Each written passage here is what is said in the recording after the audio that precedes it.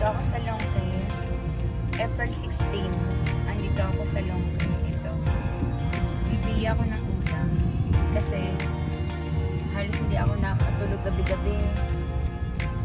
Sobra ako nadidilit sa pagkamatay ni Becca. Kaya nakatulog ako halos umaga na rin.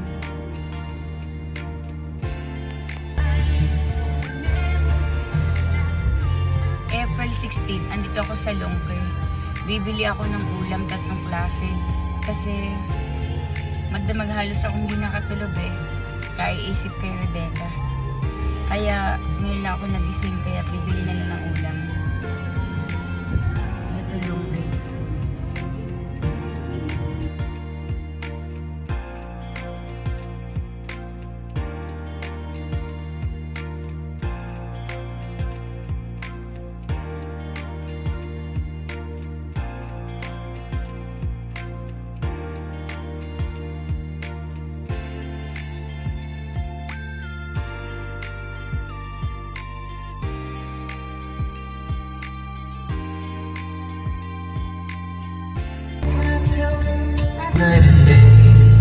Dito ako sa Longke.